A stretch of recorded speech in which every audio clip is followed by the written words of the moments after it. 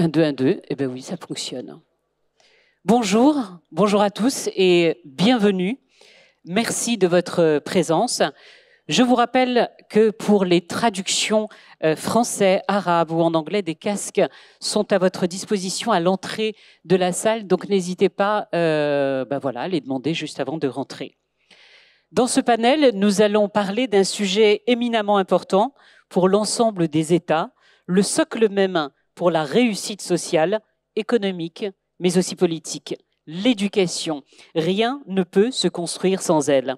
Nelson Mandela disait que l'éducation est l'arme la plus puissante que vous puissiez utiliser pour changer le monde. Et il est vrai qu'elle est la voie pour le développement et la souveraineté économique.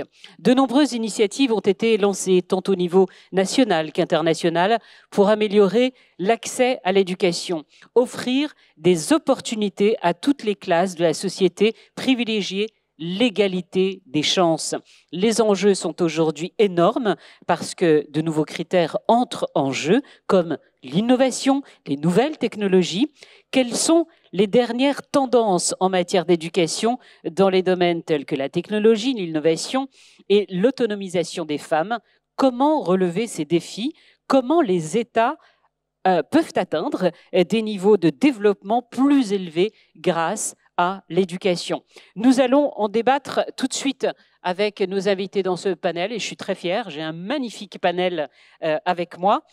Nous avons le plaisir d'avoir avec nous deux ministres de l'Éducation. Madame Camélia Toutoum Leclerc, ministre de l'Éducation chargée de la formation civique au Gabon. Oui, vous pouvez quand même. Monsieur Nabil Mohamed Ahmed, il est ministre de l'Enseignement supérieur et de la Recherche à Djibouti. Le représentant du ministre de l'Éducation nationale, M. Hadil Baja, est à mes côtés. Il est le directeur de la stratégie des statistiques et de la planification, ministère de l'Éducation nationale, du préscolaire et du sport. Merci. Également avec nous, M. Bill Ramel. Il est l'ancien ministre d'État du Royaume-Uni et président de l'Université du Kurdistan à Hawler. Madame Nada Biaz, directrice générale de l'École nationale supérieure de l'administration au Maroc. Également avec nous des représentants d'importantes fondations qui jouent un rôle de premier plan. Hind Moutaoukil, présidente, directrice générale Super H au Maroc. Je vois que les fans sont nombreux. Fadi Daou, directeur exécutif de la Fondation Swift Globaltic Plateforme. C'est une plateforme internationale d'enseignement, de réflexion et de production de contenu en matière éthique. Declan Kiran, président du sommet scientifique, le sommet sur la science de l'Assemblée générale des Nations unies, qui est également avec nous aujourd'hui. Mustapha Zawini, c'est le directeur général d'une start-up dont vous avez très probablement entendu parler, Flipping, qui est basée à Dubaï, mais qui travaille dans de nombreux pays. Et enfin, Monsieur Juan Pirlo de Corbion, fondateur et PDG de YouScribe France. Bonjour, mesdames et messieurs. Je vais commencer avec vous, Madame la ministre, Madame de Clercq. Nous voyons aujourd'hui que l'éducation... Alors, ce panel sera en français et en anglais. Madame la ministre, nous voyons bien qu'aujourd'hui, l'éducation est un défi mondial qui touche toutes les couches de la société, défi mondial parce que nous ne parlons pas que du continent africain, mais j'ai envie de vous poser la question pour vous, au Gabon, mais aussi à l'échelle continentale. À votre avis, quel est le défi majeur à relever ? Merci. Permettez-moi d'abord, au nom du président de la transition et du gouvernement auquel j'appartiens... Je vais vous demander, Madame la ministre, si vous pouvez rapprocher un petit peu le micro de vous. Je disais, permettez-moi d'abord, au nom du président de la transition et du gouvernement auquel j'appartiens, d'adresser nos condoléances au peuple marocain par rapport à la tragédie que le Maroc a connue au mois de septembre. Donc, nous exprimons à nouveau notre solidarité. L'enjeu, vous l'avez dit dans la citation de Mandela, L'éducation est l'arme la plus puissante pour changer le monde. Et Mandela a rajouté qu'aucun de nous seul ne peut atteindre le succès. C'est bien sûr en mutualisant, en ayant des communautés de bonnes pratiques au niveau du continent sur ce que nous faisons. C'est grâce à une éducation de qualité, c'est grâce à une éducation accessible et inclusive que nous pouvons avoir justement des personnes bien formées. Et vous savez que toutes les sciences démontrent que c'est par l'humain, c'est par la qualité de la formation que nous pouvons travailler d'arrache-pied et faire en sorte que nous puissions faire des mutations impactantes dans le monde et que nous pourrons atteindre cette souveraineté économique.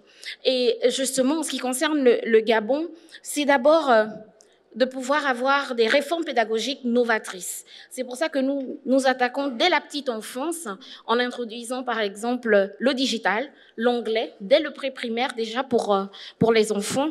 C'est pour cela que nous pensons que l'éducation environnementale est très importante. Donc ça, ce sont des innovations qu'il faut commencer très tôt si nous voulons impacter l'adulte de demain. Mais pas que. Nous avons fait un constat avec des études, en travaillant avec l'UNESCO. Nous nous sommes rendus compte que 92% du taux de scolarisation concerne l'enseignement général et qu'il fallait aller de 8% à 30% pour l'enseignement technique et professionnel et valoriser la formation professionnelle. Parce qu'il faut tenir un discours de vérité vis-à-vis de nos enfants, vis-à-vis de nos apprenants, que c'est l'enseignement technique et professionnel qui est pourvoyeur d'emploi. Il faut travailler avec les opérateurs économiques pour qu'ils s'impliquent davantage dans notre réforme curriculaire et penser adéquation, formation, emploi. Pas de manière globale, mais en tenant compte de la spécificité de chaque province, de chaque région, parce que nous avons une réalité d'un bassin économique qui répond à des besoins bien précis. C'est parce qu'il faut valoriser la fonction enseignante que nous, au Gabon, le président de la transition vient de mettre en solde 1000 enseignants pour renforcer justement notre capacité à pouvoir aller vers une éducation de qualité. C'est de promouvoir l'excellence. Chez nous, au Gabon, l'école est gratuite, pas de frais d'inscription, du pré-primaire au primaire, l'enseignement général et technique. Aujourd'hui, nous avons des bourses pour le retour des bourses, pour justement créer une émulation saine de ces enfants-là, une concurrence saine, pour leur dire que par votre travail, par l'excellent travail que vous allez faire, vous pouvez accéder à une bourse. Et nous savons que pour les couches les plus vulnérables, avoir une bourse est très important pour de nombreuses familles. C'est pourquoi également les manuels scolaires sont gratuits au pré-primaire et au primaire chez nous, pour que justement il n'y ait pas une fracture entre ceux qui peuvent s'acheter un manuel scolaire et ceux qui ne peuvent pas. Notamment la valorisation de l'enseignement dans nos écoles publiques.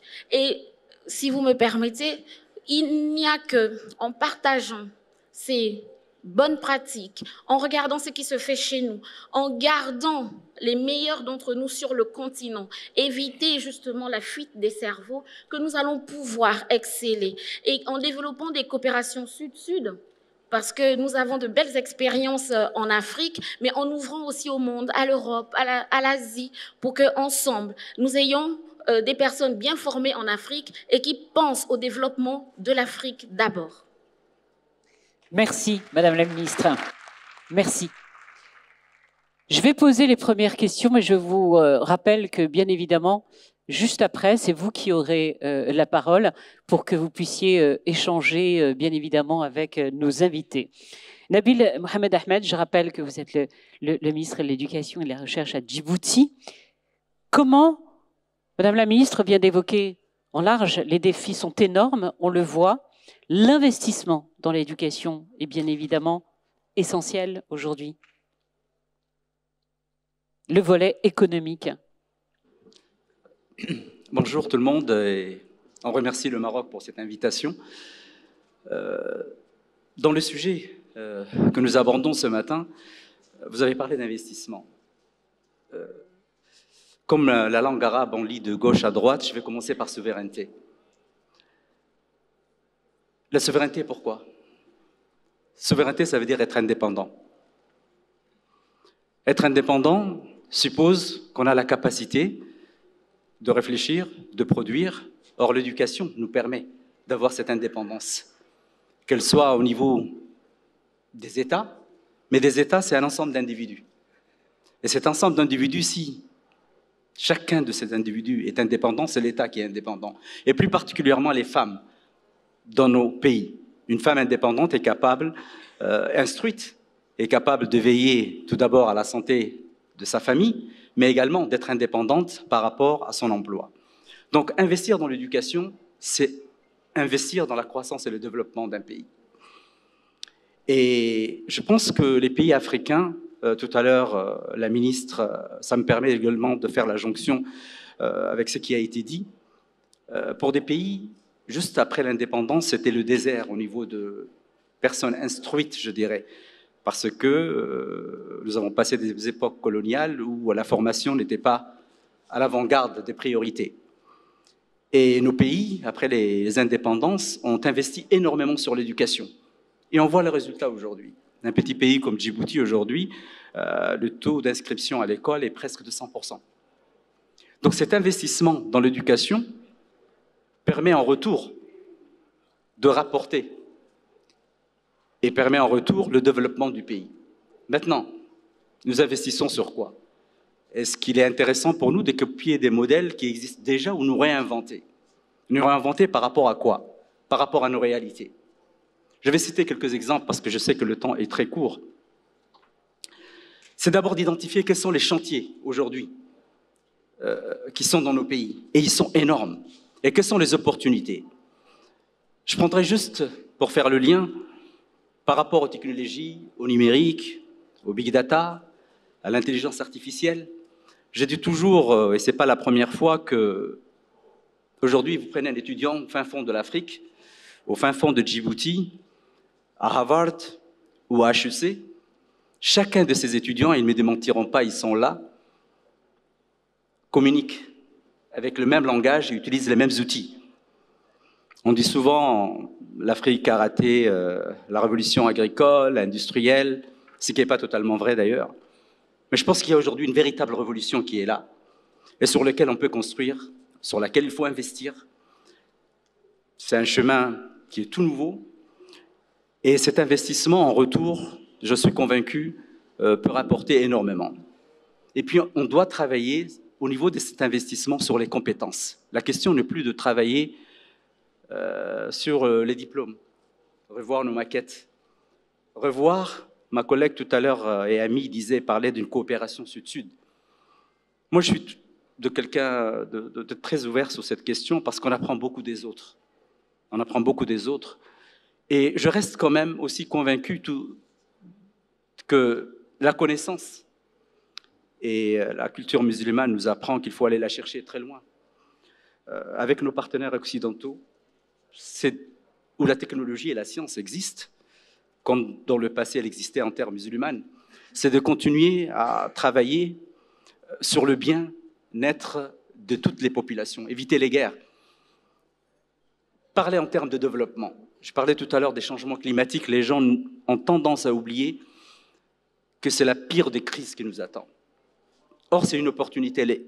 C'est une opportunité au niveau de l'éducation, au niveau de l'industrie, au niveau de l'économie, et nous pouvons orienter ensemble dans cet investissement de l'éducation très tôt, à la réflexion sur une population ouverte à ces enjeux, mais également se préparer pour l'adaptation et la résilience. Ce que vous voulez dire, Monsieur le Ministre, privilégier encore davantage les échanges entre les pays, les échanges continentaux. Absolument. Vous savez, on a eu la chance peut-être, nous, de voyager à l'extérieur. On est d'abord les ambassadeurs de son pays. Mais on apprend également d'une autre culture. On épouse une autre culture, une autre façon de travailler, une rigueur très différente de la nôtre. Et chacun d'entre nous, aujourd'hui, on est devenus tous des nomades, parce qu'on voyage beaucoup. On apprend beaucoup les uns des autres. Et ce nomadisme, qu'il soit avec notre portable, grâce à Internet, ou notre présence ici. Ce matin, j'ai eu à rencontrer des gens du privé, des ministres, ma collègue ministre, et d'autres personnes. Chacun d'entre nous a une vision, je ne dirais pas différente. On se rejoint tous sur l'objectif essentiel. Mais c'est les logiques qui doivent nous permettre ensemble d'atteindre cet objectif. Donc l'échange est très très important. J'ai tendance à toujours croire que celui qui est en face de moi n'est pas un compétiteur par rapport ou un adversaire, mais on doit, je suis conscient qu'on doit s'enrichir parce que la culture, c'est quelque chose qui se partage. Et une dernière chose, vous avez parlé, je vais terminer là-dessus. Je vois que vous regardez votre chronomètre. J'ai énormément confiance à l'Afrique. Je pense aujourd'hui, on a une population très jeune, on a des opportunités, on a des matières premières qu'on brade. Aujourd'hui, je pense qu'il faut qu'on travaille sur une plus-value sur tout cela. Et je ne voudrais pas contredire Obama qui disait que l'Afrique n'a pas besoin d'hommes forts, elle a besoin d'institutions. Je dirais que l'Afrique a besoin d'hommes forts pour construire des institutions fortes et avoir cette vision qu'on voit, c'est certains chefs d'Africains, comme notre président de la République, et je citerai Sa Majesté. On est impressionné quand on vient au Maroc du développement en quelques années. Je connais très bien le Maroc. Très jeune, j'ai eu à venir dans votre pays et à voir les transformations. Donc on a besoin d'hommes forts, visionnaires, construisant sur la jeunesse, parce que c'est elle qui va prendre le relais pour qu'on puisse croire à notre développement et à notre souveraineté. Merci. Alors justement, après le Gabon, Djibouti, on va parler du Maroc. Adil Bajal, le Maroc a lancé une vaste réforme de l'éducation avec une volonté majeure, celle du capital humain, avec plusieurs axes, un volet financier, un budget colossal, on va en parler dans un instant. Mais ma première question serait de vous dire, l'importance et l'accent a été mis en premier lieu sur le capital humain, que ce soit les élèves, les parents, les enseignants, les établissements, mais également les associations. Vous vous êtes dit au sein du ministère, on va y arriver tous ensemble ou pas, que vous avez besoin en fait de toutes les forces vives? Exactement. Merci beaucoup, madame. Donc, en tout cas, je remercie donc les Meddays d'avoir invité le ministère. Ça nous donne une occasion pour justement parler, expliquer ce qu'on est en train de faire chaque jour. Je veux quand même revenir sur le thème du panel qui est investir dans l'éducation et souveraineté économique. Souveraineté économique ou souveraineté tout court voudrait dire un État fort, un Maroc fort. Et connaissant le Maroc qui n'a pas de ressources abondantes, sa vraie richesse pour le Maroc, la vraie richesse du Maroc, c'est son capital humain. Et d'ailleurs, le nouveau modèle de développement que Sa Majesté a bien approuvé donc en 2021, il a placé donc au cœur de son modèle un capital humain compétent et épanoui. Donc pour nous, donc, le souveraineté économique développement du Maroc passera nécessairement par un capital humain éduqué, formé, compétent, qui est capable de relever les défis du Maroc, du monde complexe et moderne et du Maroc de demain. Pour mettre en œuvre justement le cap qui a été tracé par le nouveau modèle, le ministère a beaucoup travaillé pour mettre en place une feuille de route qui pourrait constituer un plan d'action portant justement une énième réforme. On espère que ce serait la dernière pour que justement on puisse adresser les vrais sujets de l'éducation au Maroc. Je pense qu'on a dépassé le stade où il y avait problème de généralisation de la scolarité. Parce qu'on a 100% de scolarité au primaire, 100% de scolarité au collégial. Donc l'accès, l'équité d'accès reste des zones où il faudrait améliorer un peu l'accès. Mais la question de l'accès et l'équité donc peut être dépassée. La vraie question aujourd'hui au Maroc, c'est la question de la qualité. La qualité de l'éducation aujourd'hui. Toutes les réformes qu'on a initiées depuis 1999, la charte nationale en 1999, le plan d'urgence en 2007, la vision stratégique en 2015 et puis la loi cadre 51-17 en 2019, se sont un peu arrêtés à la porte de la classe. On n'a jamais essayé, on n'a jamais réussi à entrer la réforme à l'intérieur de la classe, toucher l'élève, avec un impact mesurable sur l'élève. Cette feuille de route donc, qui a été proposée, qui a été justement soumise à large consultation nationale. Donc on a préparé un projet, on a soumis, on a impliqué donc, les enfants, les familles, les enseignants, la société civile. Pendant 4 mois, on a touché plus que 100 000 personnes avec des institutionnels. Et on est sorti avec une feuille de route qui est axée sur 3 grands axes. Un axe élève, un axe enseignant et un axe établissement scolaire, avec 12 engagements chiffrés, mais le plus important, c'est 3 objectifs mesurables sur lesquels le gouvernement sera comptable et mesurable. Le premier objectif qui s'adresse à la qualité, c'est de pouvoir améliorer la proportion des enfants qui maîtrisent les fondamentaux. On a des enfants aujourd'hui qui ne savent pas lire un texte en 6e année primaire, un texte en français de bout en bout. On a des enfants en 6e année primaire, les 70% des enfants qui ne savent pas réaliser une opération mathématique de division. La vraie question aujourd'hui, c'est d'améliorer, c'est de doubler la part de ceux qui maîtrisent les fondamentaux, en passant de 33% exactement à pratiquement 70%. Et c'est mesurable. Le deuxième grand objectif de cette feuille de route, c'est que l'éducation, elle seule, ne suffit pas. Il faut qu'on travaille également sur l'épanouissement. Et du coup, le deuxième objectif chiffré et vérifiable, c'est de pouvoir doubler la proportion des élèves qui maîtrisent, qui s'épanouissent, qui ont des activités parascolaires. Aujourd'hui, on est à peine 25% qui pratiquent quelque chose comme cela. On veut la porter à 50% en 2027. Et puis le dernier objectif mesurable, et que je considère le fléau de notre système éducatif, c'est l'abandon. On a pratiquement 330 000 abandons par année pour diverses raisons. Pas que échec lié à un échec scolaire, parce que l'échec scolaire représente pratiquement 50% de cet abandon. Notre ambition, c'est de pouvoir baisser d'un tiers la proportion de ceux qui abandonnent à l'horizon 2027. Et pour cela, le ministère et le gouvernement a mis les moyens, et je dis bien a mis les moyens budgétaires et financiers pour pouvoir accompagner cette réforme, parce que peut-être on est le seul pays dans le pourtour, voire dans le monde. Donc, ce qui a été affirmé par l'UNESCO, on est un pays modèle aujourd'hui. Le seul pays qui, dans ces temps-là, le gouvernement s'engage à relever son budget de 7% par année jusqu'en 2007. C'est l'équivalent de 5 milliards de dirhams par an, 500 millions de dollars. On passera de pratiquement 65 milliards de dirhams à 86 milliards de dirhams en 2026, avec l'espérance justement de financer cette réforme. Un seul hic aujourd'hui, c'est que 83% de notre budget, il faut balouer, c'est de la masse salariale. On a 54 milliards sur les 70 milliards, masse salariale, c'est la question de tout le monde. La région MENA, c'est 83% en moyenne. Dans certains pays africains, on est à 90% de notre budget, de notre dépense budgétaire, c'est masse salariale. Est-ce qu'on considérera la masse salariale en tant qu'investissement? Parce que le fait de réduire l'investissement aux 10% qui restent, qui iront pour la construction d'écoles ou l'achat de matériel informatique, est réducteur de l'effort que font les ministères et les États pour investir et développer l'éducation. Donc c'est un sujet, donc je vais revenir par la suite à ça. Mais ce qui est sûr, l'éducation, ce n'est pas une affaire que du ministère. L'enfant, c'est comme une plante. Il n'a pas besoin que de l'eau pour vivre. Et l'éducation n'a pas besoin que le ministère. Le ministère, il a un rôle régulateur, qui est l'État. Mais sans les familles, sans les enseignants qui sont la clé réellement de cette réforme, sans la société civile, sans le privé qui a un rôle, on ne peut pas réussir. Soit on réussira ensemble cette réforme, soit on va échouer ensemble.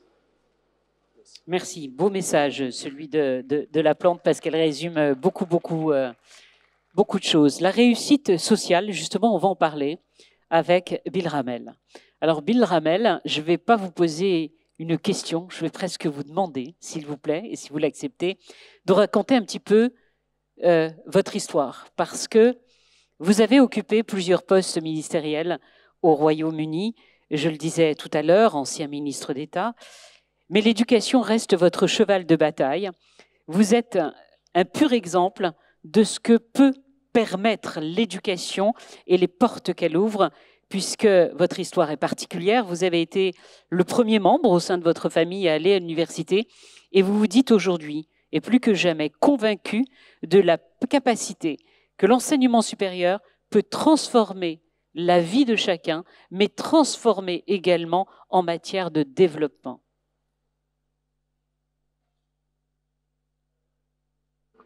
Thank you. Madam Chair.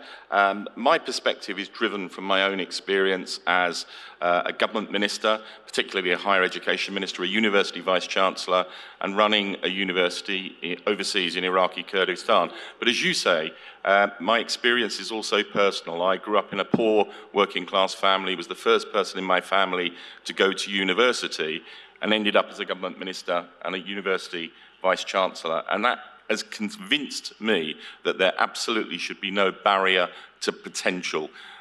Hundreds of millions of people across the world have the potential to succeed, and the role of education is about empowering them and enabling them to go on to succeed. More broadly, my starting point is that education is the driving force for civilized coexistence, business development, economic growth, personal enrichment, and greater collective self-determination. More broadly, there is now, I think, substantial evidence that education plays a crucial role in globalization and international development. It is a key driver of economic growth and social progress, and it helps to promote peace and stability around the world. It can also break down barriers between cultures and promote understanding and cooperation between nations. And there is now a powerful body of evidence of the link between education and economic growth. Firstly, education can increase human capital inherent in the labour force, which increases productivity. Secondly, education can increase the innovative capacity of the economy. And third, education can facilitate the diffusion and transmission of knowledge needed to understand and process new information and to successfully implement new technologies and new processes, which promotes economic growth. However, I think there has been an over-focus on the quantum of education at the expense of a focus on the quality of education. Research shows that the variation in the quality of education that exists amongst OECD countries is already substantial, but the difference from developing countries in the average amount of learning acquired after a given amount of schooling dwarfs any within this OECD difference. A report by the World Bank Independent Evaluation Group documents that high priority has been accorded to increasing primary school enrolment in developing countries, but whether children were learning garnered much less attention. And the evidence is that that the quality of education, measured by the knowledge that students gain as depicted in tests of cognitive skills, is substantially more important for economic growth than the mere quantity of schooling. My own political government experience backs this up. I was a member of the Labour governments in the UK between 1997 and 2010 that was founded on education being the #1 priority. And we certainly prioritised funding with an average annual real terms increase in spending on education of 4.2%, roughly triple the increase of the norm rate. And certainly outcomes improved across the board. But our progress on this was as much driven by a rigorous focus on standards, school inspection, quality frameworks, the use of technology, and uniformalising teaching approaches as it was by an increase in resources. So I think from an international development perspective, of course we need to mobilise funding, but we also need to promote and share best teaching and schools framework approaches to drive educational outcome improvements which promote economic growth. But certainly, of course, we do need the resources, and we need to prioritise the marshalling of resources.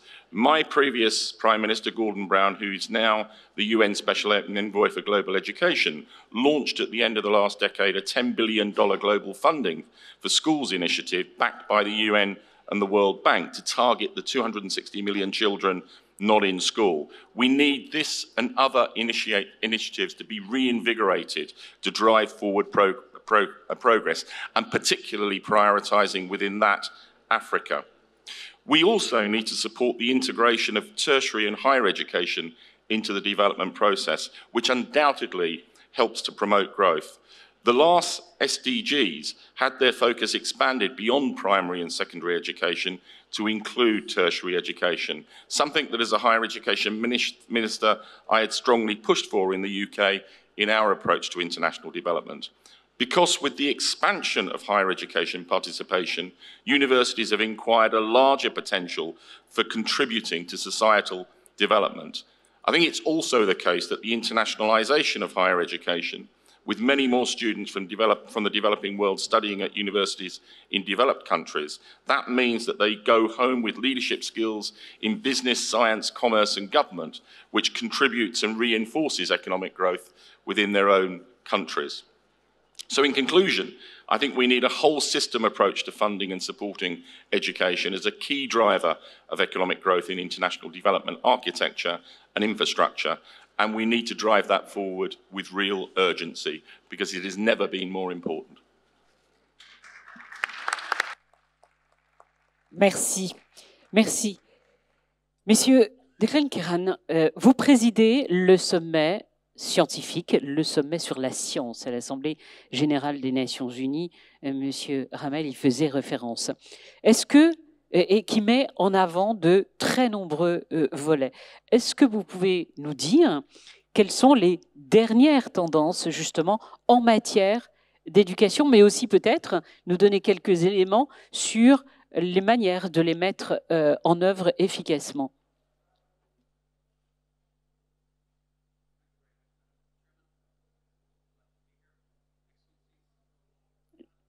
Micro. Sorry, there we go. Thank you, Madam Chairman. Thank you very much for the question. I mean, many ideas floating around here. I suppose, just in terms of my perspective, which I'd like to think is global or attempts to be global. A number of things occur to me. One is, yes, as the previous speaker had mentioned, that I think that the global trends and the global drive in education is hugely important. But I continuously reflect on the fact that we have a shared future. And I think this shared future needs common global responses. And I suppose just what I don't see enough of is the community represented here. Excusez-moi, on va vous demander juste de rapprocher. Oui, yes, please. Thank you. What I would like to see is more of the community represented here, contributing to the global narrative. What is the global narrative? Again, as the previous speaker had rightly pointed out, that education is becoming far more recognized as a driver for the Sustainable Development Goals. But again, I don't see the Islamic community, I don't see the African community present at that level. 2 weeks ago, I was having a dinner with 15 African ambassadors in Brussels, and they told me that they had stopped wearing their round SDG lapel badge. And I said, why? And they said 2 reasons. First reason is we feel excluded from the process. And the second reason is the slow progress of the SDGs. So this makes me realize that, in fact, now we're in the post-SDG space. Next year, in September, the United Nations will convene the Summit of the Future. And that Summit of the Future, in fact, is designed to start to look at what comes after the SDGs. And again, I don't look at these developments as good or bad or positive or negative. However, I do feel we urgently need to be enabling a global process and a global policy and an enabling policy dialogue to have Africa much, much, much, much more included. And not only Africa, but African leadership, African ideas. And that's something which we really are going to be, if that doesn't happen, the successor to the SDGs are not going to be sufficient. They will fail, in my view. So in particular then, one aspect in all of this that I continuously reflect on is the issue of data. So if we're talking about data, the future is a data-enabled education. But look around. We are looking increasingly at the regulation of data globally. A number of years back, we had the European Union General Data Protection Regulation. We've had similar initiatives from other countries, developed countries, who are legislating globally, including Africa, about on data. And I don't see African input into this process, input on a continuous way. Now, already the GDPR, the General Data Protection Regulation, is enabled, it's there. So the next one to come along is the Artificial Intelligence Regulation, which is currently, as we speak, being debated in the European Union institutions. And this is the world's first attempt at data regulation and artificial intelligence. And the point I want to make here, which I think is hugely important, is that in the process of creating this legislation, which will come with what's known legally as extraterritorial application in the jargon, which means it applies everywhere. So it's going to apply in Morocco and the rest of Africa. And that's happening as we speak. And recently, the UK had a summit on artificial intelligence. President Biden issued a White House executive order on artificial intelligence 3 weeks ago, and as I mentioned, we have the European Union regulation. None of these major announcements and movements and developments mentioned Africa, implicitly or explicitly. So, ladies and gentlemen, you are going to be confronted. The whole world is being confronted, but again, let's take the African perspective here. We're in Morocco, going to be confronted by this avalanche of regulations. And two things need to happen, in my view. First of all, the leadership community, regulators and policymakers in Morocco and other African nations need to understand this and its implications. But this also demands that there is, shall I call it, an African voice, an African response, and African ideas, not just eating European regulation, which is called harmonization.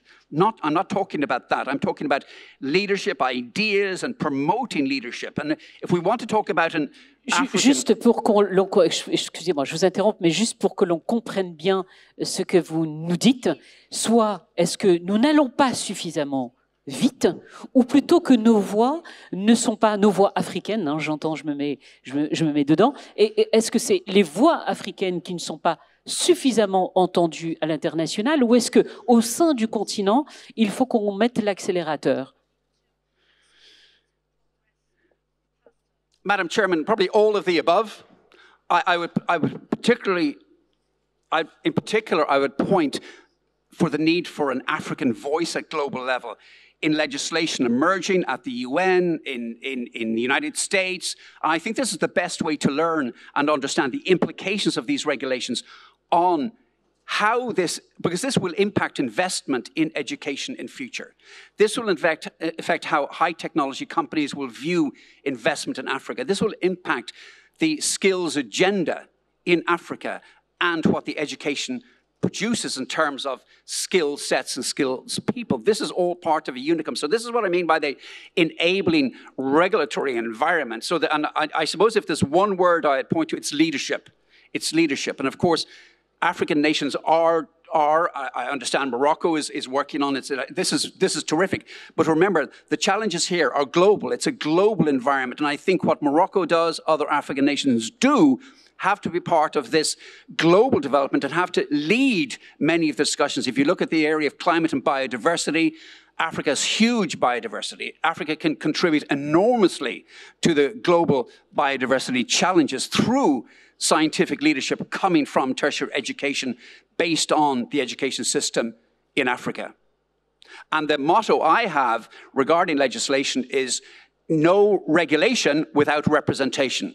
So Europe and the United States should not be regulating for Africa if Africa is not represented, and Africa is not represented. And then speaking to the policymakers and ministers here, then I would say to policies and ministers here to actually set up mechanisms, to set up working parties with international partners so that the regulations and their impacts can be monitored, and then the necessary responses from Africa and African nations can be adjudicated. And that's one way to really stay part and parcel of this global initiative. Hugely, hugely important. And this does, as I said, education is going to be enabled through access to data. And this regulation will cover access to data, the use of data, and then you're into areas such as healthcare delivery, addressing the health burden in Africa. That's primarily a health challenge, not only access to African health data, African to global data, and analyzing African health data and cohort models on global analysis. And this will accelerate. And as a previous speaker said, I mean, there are opportunities here, and there's opportunities for African nations, African leaders to address this and come up with solutions that can not just good for Africa, but are good for the world. And I think the biodiversity here, I think the epidemiology analysis and availability is a hugely significant contribution. So I'd really like to put that at the top of the agenda for an outcome of this discussion, is to really accelerate the focus, the awareness of this. And again, this issue isn't a 1 year or 2 issue. This is a forever and ever issue. The implementation of this regulation and others is going to be very, very significant and profound in terms of education in Africa. Madam Chairman. Voilà, pour aller encore plus vite et que la voix africaine devienne une voix entendue à travers le monde entier. Justement, sur ce même volet, Madame Nada Biaz, je rappelle que vous êtes la directrice générale de l'École nationale supérieure de l'administration. J'aimerais vous faire réagir par rapport à ce qui a été dit, d'une part, mais aussi sur ces transformations. On voit qu'aujourd'hui, tout bouge. Peut-être que nous n'allons pas assez vite, mais on en a conscience de l'importance de faire bouger les pièces. Les enjeux sont énormes, on le disait.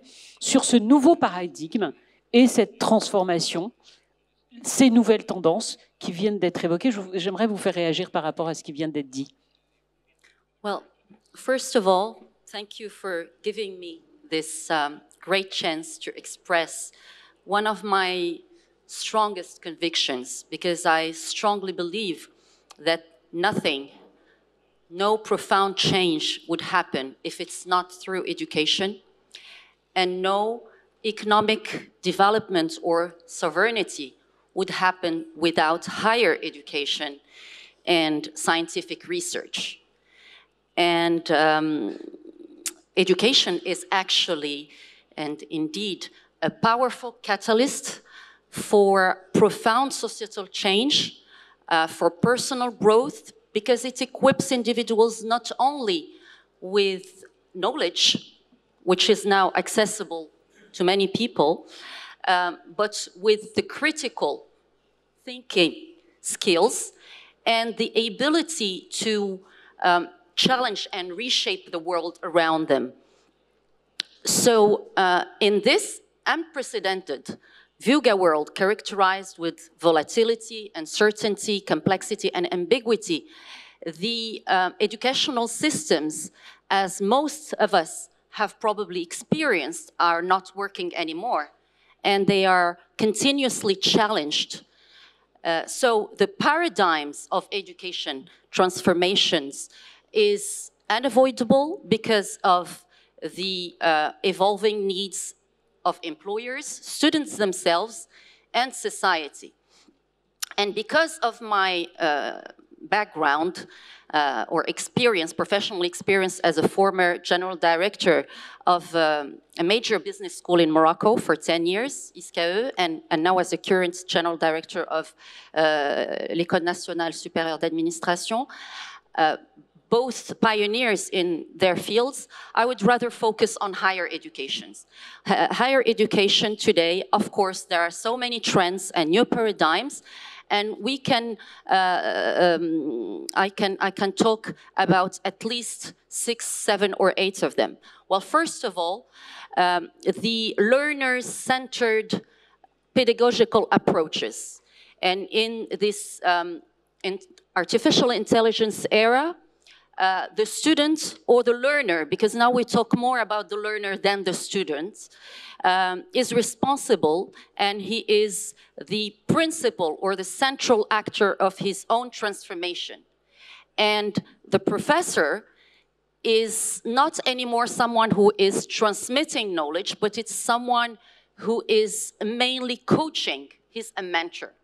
And the mission of university with a big U, including high institutes and schools, the mission of university is to provide the safest, the most convenient, the super connected, and the most inspiring environment for students and learners to thrive and to be innovative. Another tendency is lifelong learning. In higher education, it's getting a tremendous attention, from the learners themselves, because they learn new skills and can reorientate their professional path, from employers also, because they see it as an incentive, but also as a way of helping their employees thrive at the benefits of the organization. And for higher education institutions, it's part of their mission, and it's a way of getting more financial resources, especially for public higher education schools. Another tendency, or another big trend, is internationalization, which is part of most of universities' strategies. And the essential part of it is, is faculty and student mobility, so that graduates can work in a global, multicultural environment. Also, entrepreneurship is a trend, because many incubators are funded inside universities and usually business schools to promote entrepreneurial mindsets and encourage students to create their own business and create their own employment opportunities. We have ethics and social responsibility, because students and universities are talking a lot in terms now of positive impact, values, shared values, mission, vision. They are supporting the idea of diversity, of inclusive and sustainable growth. And they are positioning themselves as a force for good. Also, implemented research is very important, because it's a lever for economic and development and sovereignty. And as a matter of fact, the title of the ministry in charge of higher education in Morocco is Ministry of Higher Education, Scientific Research and Innovation. Also, soft skills and empowering skills, all combined with one of, and that's the last but not least trend, is digital learning, digital transformation in various ways, of course. And I would end up my intervention by saying that we noticed that actually today, digital education is much more accessible to a wide range of profiles than academic on-site education. Thank you. Merci. Merci, vous me faites une belle transition, parce que nous allons parler maintenant justement de ces nouvelles technologies, mais aussi de l'intelligence artificielle avec Mustapha Zaouini et Hind Moutsawakil. Mustapha, je démarre avec vous. Vous êtes le directeur général d'une start-up basée à Dubaï. Vous êtes depuis très longtemps un défenseur de la réduction de la fracture numérique. Pour vous, vous le dites haut et fort, il est essentiel aujourd'hui de construire un avenir plus solidaire, et vous utilisez ce mot de solidarité, grâce à l'intelligence artificielle. J'ai envie de vous dire tout simplement comment on l'intègre. On voit où on en est aujourd'hui, on avance, on nous dit qu'on n'en fait pas suffisamment. Il faut l'entendre, ce message, parce qu'il est vrai. Aujourd'hui, les choses ne vont pas assez vite. On voit qu'ailleurs, ça avance plus rapidement. Vous travaillez aux Émirats Arabes Unis, mais également en Afrique du Sud, je crois. C'est cela? Est-ce que vous pouvez déjà nous présenter juste en quelques mots votre plateforme? Merci encore Meddes de m'avoir invité ici. C'est une ville assez spéciale pour moi, parce que mes parents sont d'origine de Tanja, et donc du coup je suis, comme on dit ici, Tanjawi Puro. On dit. Thank you. So some context what I'm doing. Actually, I'm working, indeed, I've been working with startups. I manage startup studios, so we co-create a lot of startups in fintech and edtech in South Africa. I'm also the chairman of AI in Africa, so I think it will be an interesting point I will take on this data in a minute, around democratization, empowering the youth, actually since 2017 and 2018 in schools, in very challenged schools, let's say, in South Africa. Around 30,000 kids we went through the program, mostly girls, so we'll talk a little bit how learnings around that. And in addition, I'm also the entrepreneurial residence for the government of Madagascar to develop actually the digital startup ecosystems, which means I see a lot of youth young with a lot of ideas across Africa and a lot of the technology. And I want to touch more, I want to take this opportunity to take on the previous point about AI in particular. So yes, we are living in a new world, a world where we're generating a lot of data. It's the first time in the history of human, and also a world where we are consuming a lot of this data. So where does it leave us when we have so much data around that? Where does it leave us when we're talking about the school system that has not changed for 100 years? Mostly a school system that actually came inherently in the continent from the north. Where does it leave us when we actually working towards future of work, future of jobs, and a market that's actually where competencies and skills are changing continuously, and how do we develop the skills? On the point of data, I just want to reiterate a point. I'm going to be a bit direct here, because maybe I'm more Moroccan from that perspective. First of all, in Africa, we have regulation. And we have a lot of regulation across multiple countries around data sovereignty in particular, and some of it is actually adapted to AI.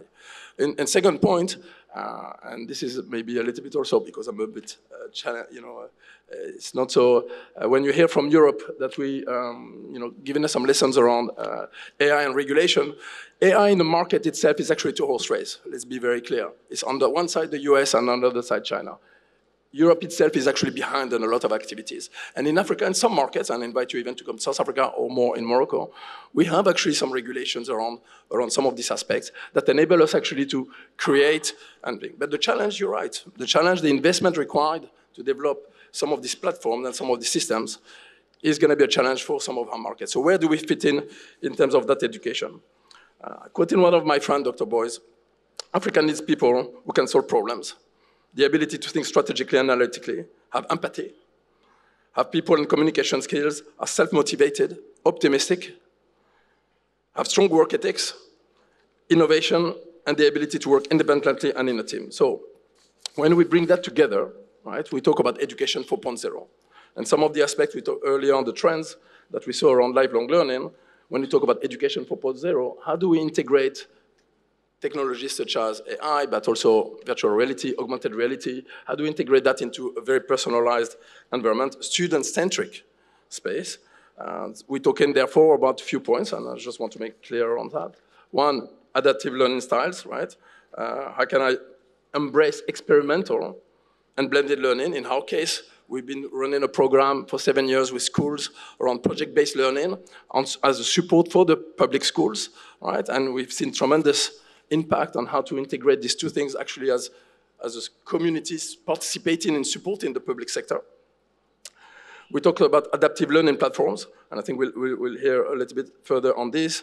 But the other one is actually job market, right? Oriented on life pathways. When we talk about lifelong learning, we see a change happening, mostly in English-speaking markets than French-speaking markets, around micro-credentials, around this kind of ongoing CV, digital CV, and how to actually link the academic and the professional space once actually even have finished the school, right? And it's a continuous learning around that.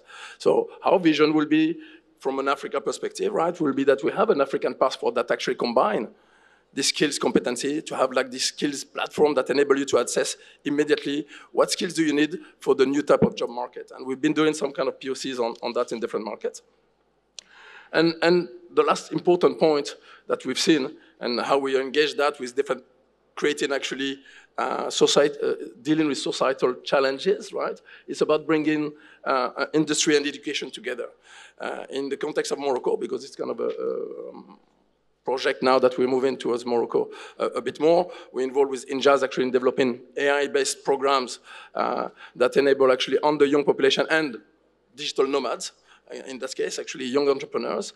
And one of the challenge is localization, right?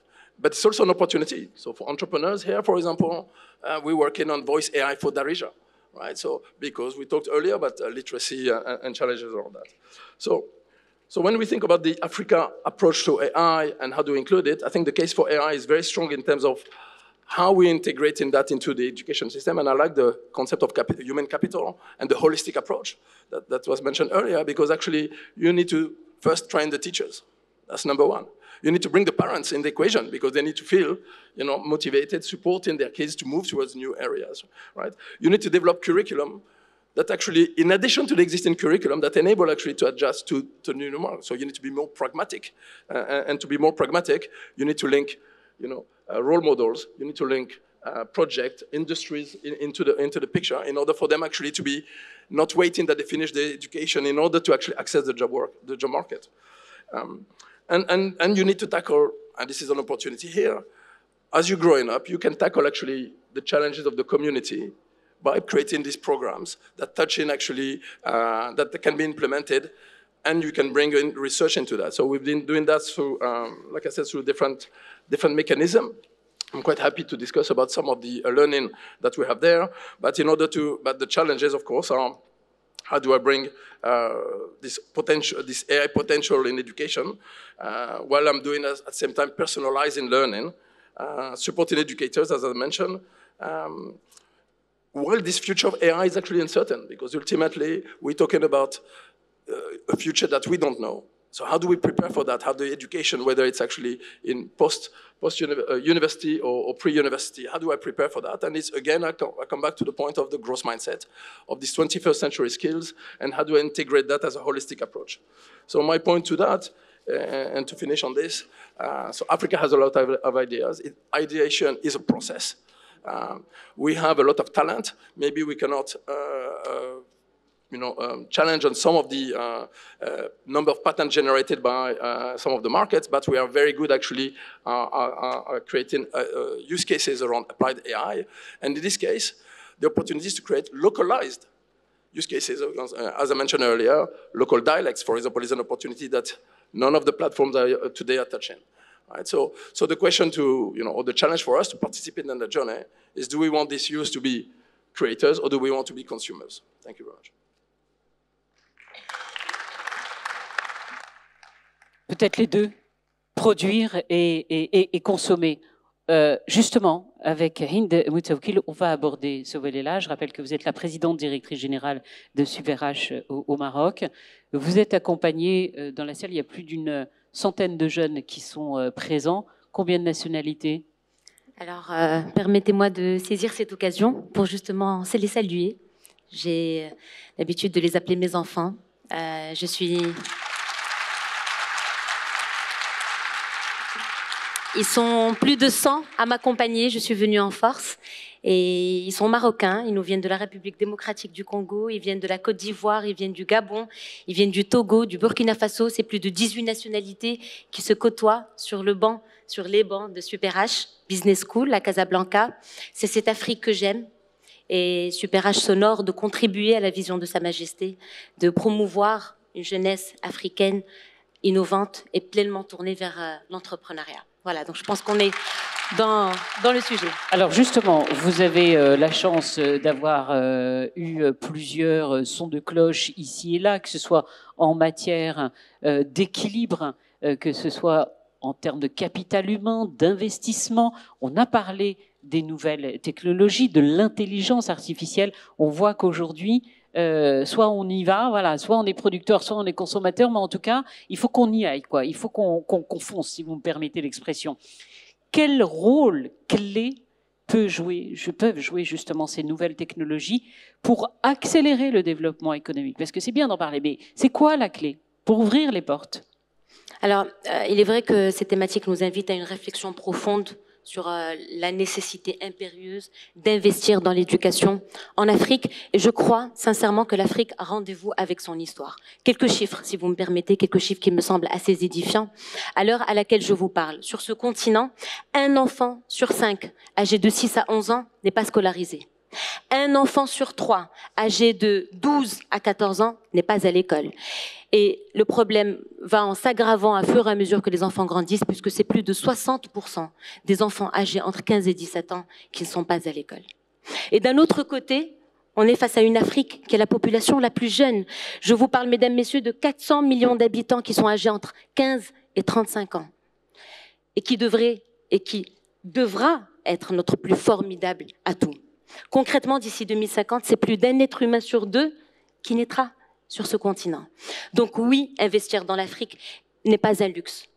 Investir dans l'éducation n'est pas un luxe, c'est investir justement dans l'éducation à travers la mise en œuvre de ces technologies éducatives innovantes me paraît être une stratégie absolument cruciale, impérative. Je pense sincèrement que ces technologies, si vous me permettez, elles vont d'abord nous demander à nous d'être prêts. Il va falloir qu'on soit prêts. Elles laissent entrevoir un immense espoir.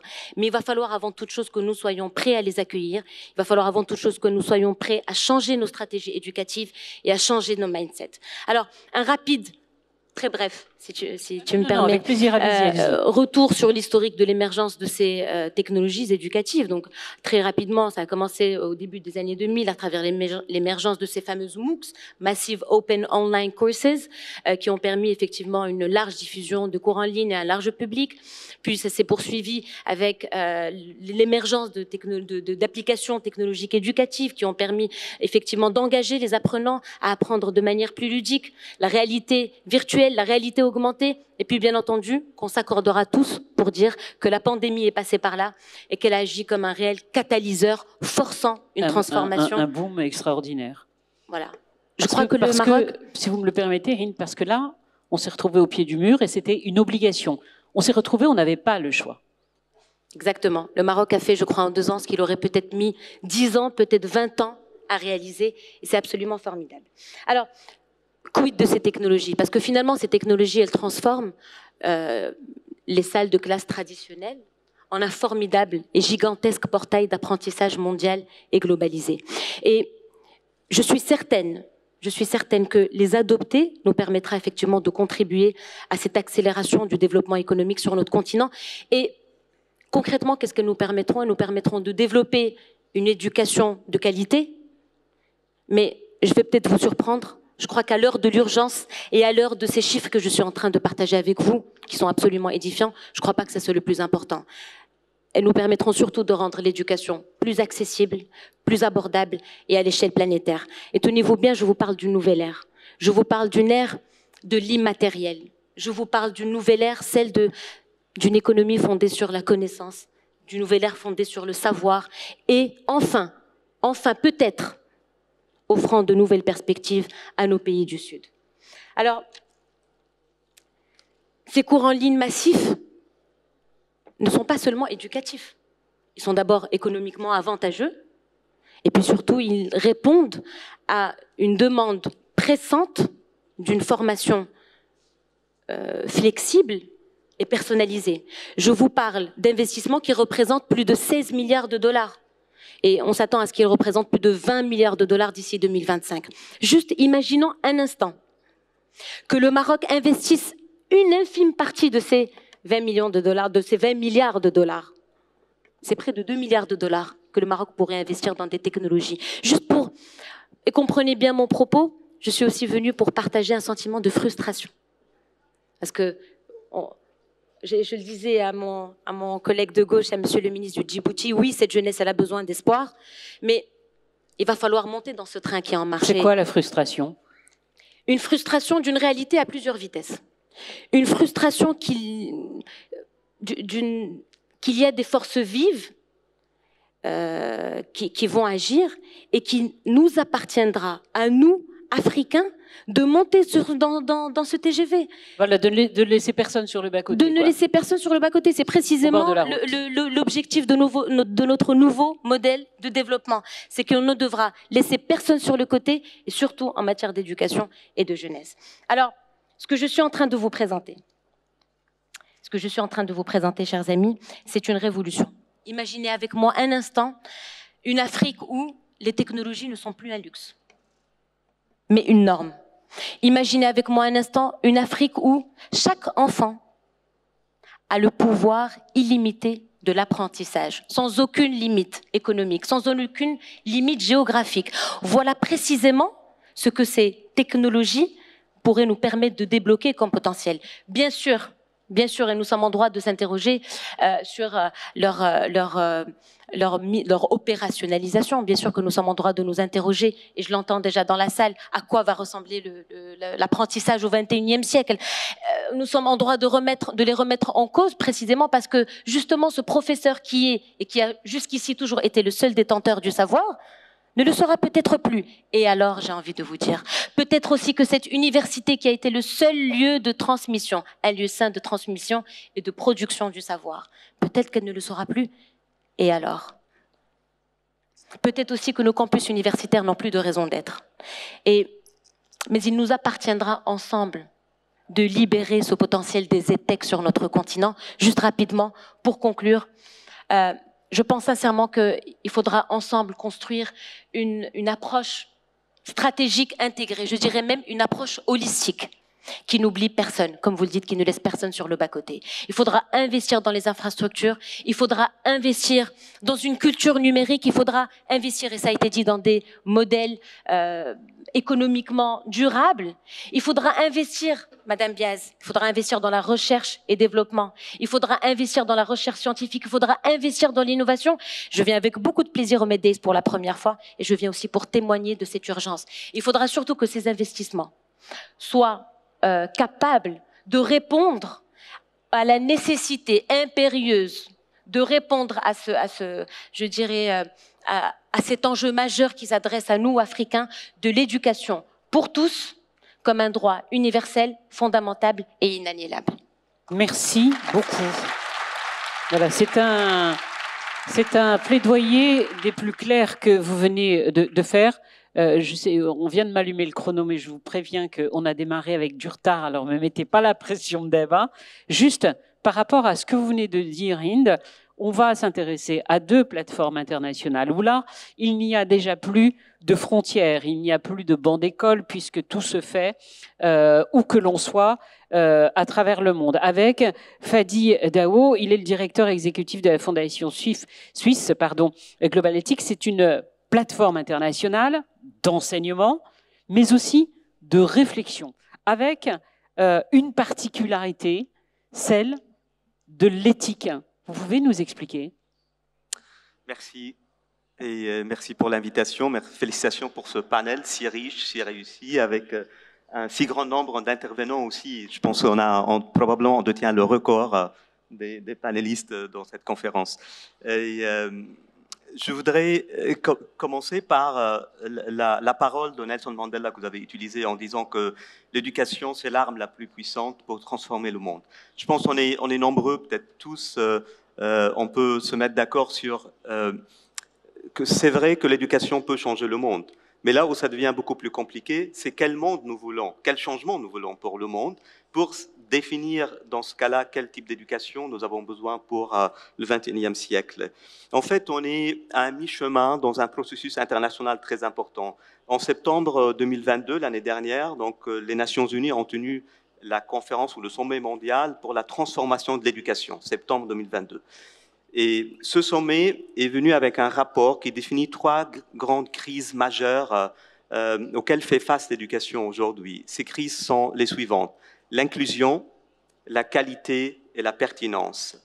Et ces 3 crises, en fait, elles sont éthiques, parce que l'inclusion, c'est le sommet de l'éthique, et c'est la mission de l'organisation pour laquelle je travaille, et pour, je pense, l'ensemble de l'éducation en tant que telle, ce n'est pas laisser personne au bord de ce chemin de développement personnel et social. Il y a eu des nombres qui ont été cités, plus de 264 millions d'enfants qui ne sont pas scolarisés dans le monde, mais plus compliqué encore, au niveau de l'enseignement supérieur. On a environ 15% seulement des jeunes qui sortent avec un diplôme qui leur permet en fait d'accéder au marché du travail, c'est-à-dire d'accéder à une vie digne.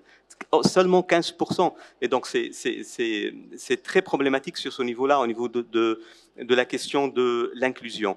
Et c'est pour cela, je crois, nous devons transformer l'éducation pour qu'elle devienne plus inclusive. Alors pour cela, bien sûr, il faut plus de budget.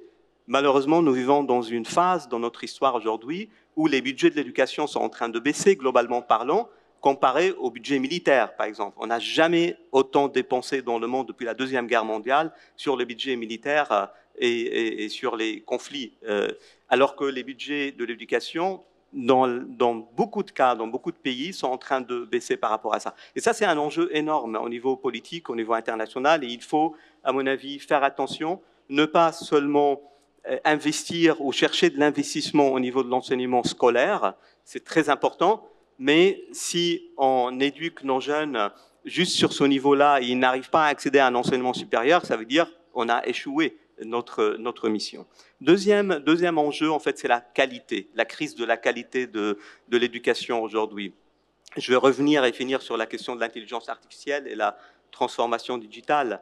Mais la qualité aussi veut dire que l'éducation a une mission non seulement économique, mais aussi sociale et politique.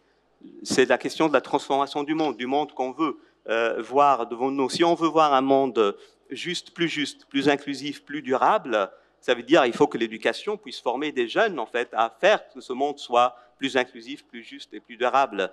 Et ceci n'est pas vraiment dans les agendas éducatifs. Moi, je travaille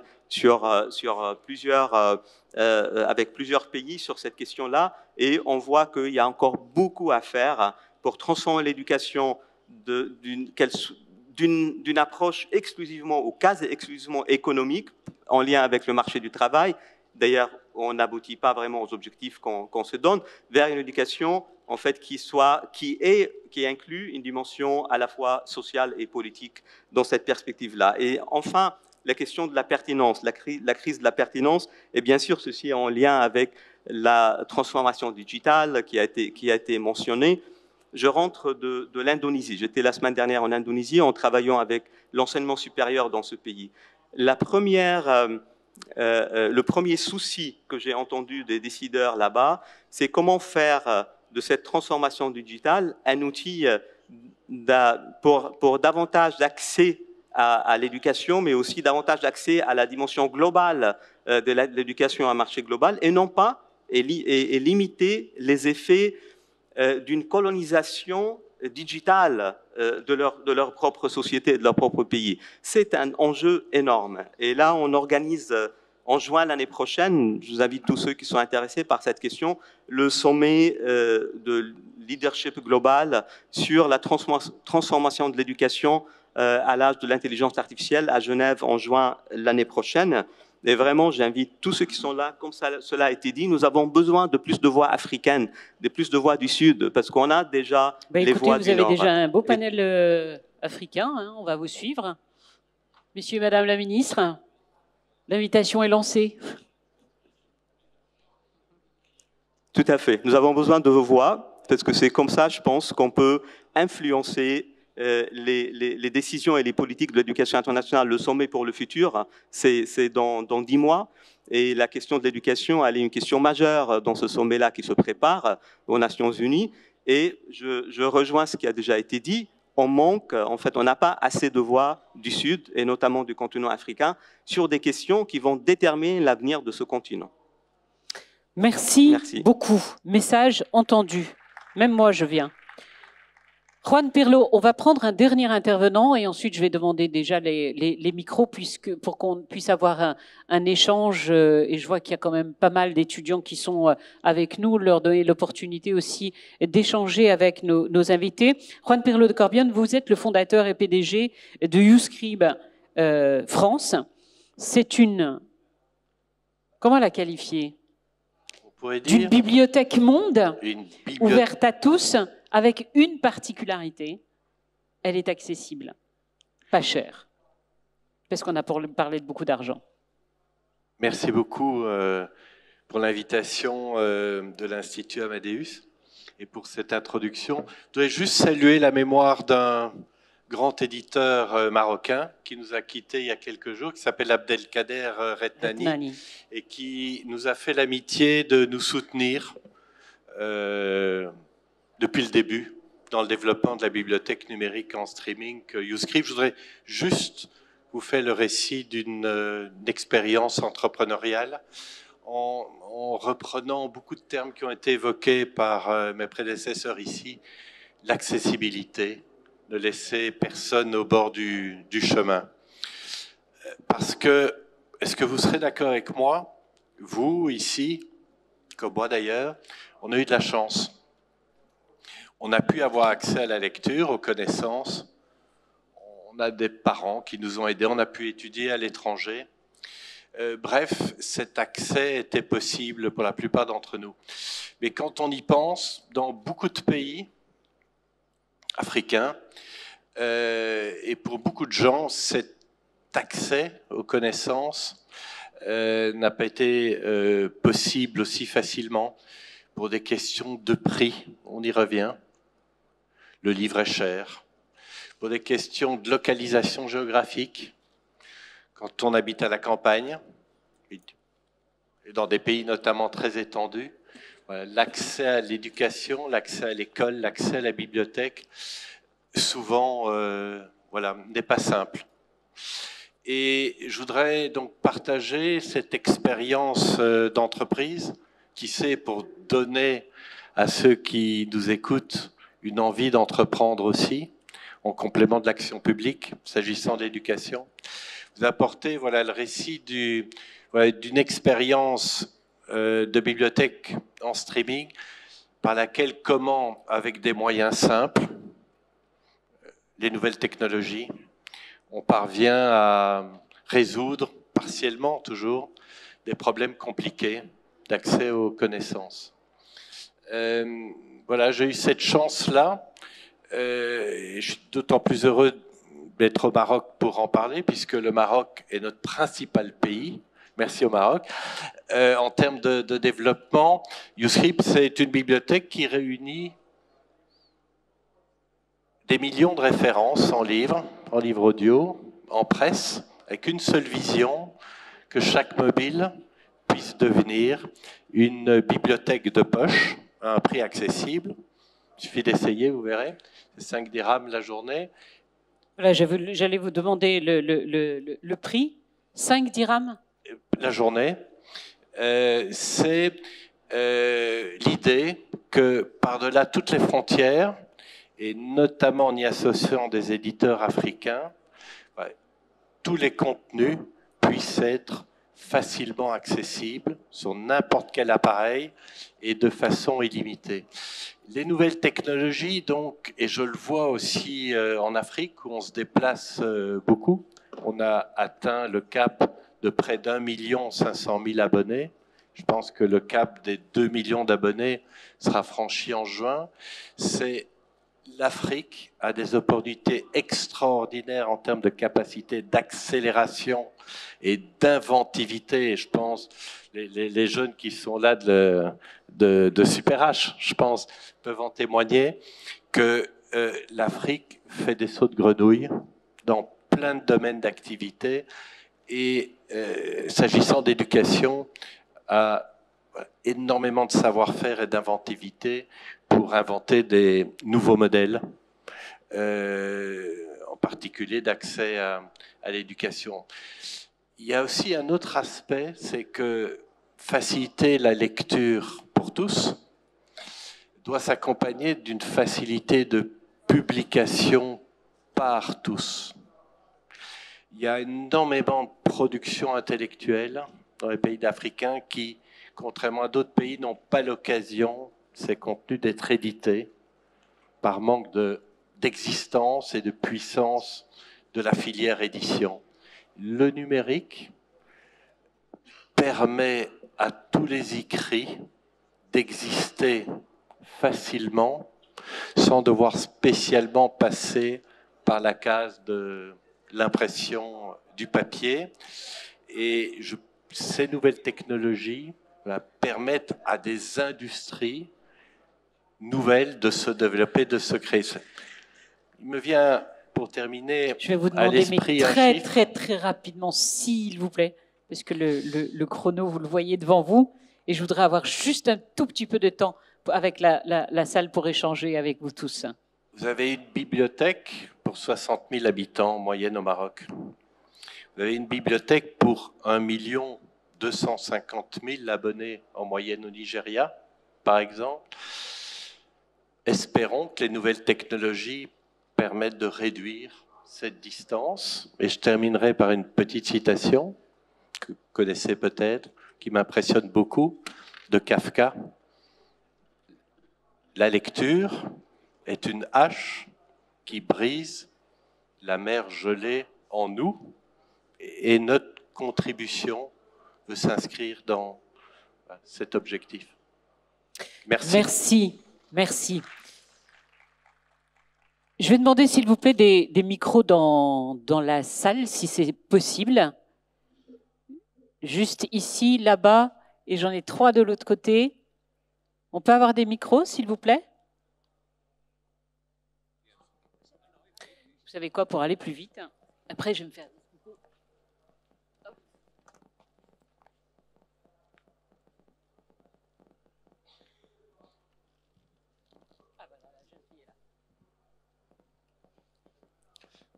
Alors, bonjour à tous. Je me présente, je suis Mohamed Ben Choukroun, je suis professeur d'économie et expert en éducation. J'ai une question pour Monsieur Baja. Vous avez dit aujourd'hui que le capital le plus important pour le Maroc est le capital humain. Est-ce que vous trouvez normal que pour un pays qui considère l'humain comme son principal capital, d'être classé 123e sur 190 pays selon le classement de l'indice du développement humain? Est-ce que vous trouvez normal pour un pays qui considère l'humain comme son principal capital d'avoir une telle exode du public vers le privé? Est-ce que vous trouvez normal que pour un pays qui se considère comme qui considère son capital humain comme la ressource la plus importante pour son développement, que ses enseignants aient un salaire de 5 000 dirhams par mois, compte tenu de l'énorme inflation? Question pas trop longue, s'il vous plaît, pour qu'on ait le temps. C'est un sentiment de frustration, parce que le Maroc est un pays qui a toujours su relever ses défis. Lorsque le Maroc a voulu être pris comme modèle dans la réforme du sport et du football, le Maroc a réussi. Lorsque le Maroc a voulu changer son paysage en termes d'infrastructure et de pouvoir fabriquer des voitures, le Maroc a réussi. Lorsque le Maroc a voulu gérer la crise Covid d'une manière exemplaire, le Maroc a réussi. Pour quand, Monsieur Baja, le Maroc va prendre le défi de l'éducation au sérieux et atteindre les objectifs les plus espérés? Parce que si on veut véritablement aller vers l'avant, avoir un développement structurel et avoir une rentabilité par rapport à l'ensemble des investissements que l'on a mis en place, c'est seul l'humain qui pourra le porter. Merci. Merci. Monsieur Baja, vous pouvez répondre. Merci beaucoup pour votre question. Avant que je sois directeur de la stratégie au ministère, d'abord, je suis marocain, issu d'une école publique. Et grâce à l'école publique et ce qu'offre le Maroc, que je suis de vous aujourd'hui. Le Maroc, il est en train d'entreprendre une stratégie. Je ne dis pas une réforme, parce que donc, toute la réforme, toute la stratégie était portée par le nouveau modèle. S'il n'y avait pas ces problèmes, on n'aurait pas l'INDH, qui est l'Initiative nationale de développement humain, qui était créée spécialement pour travailler sur les axes, justement, qui composent l'indice de développement humain, qui sont la santé et l'éducation.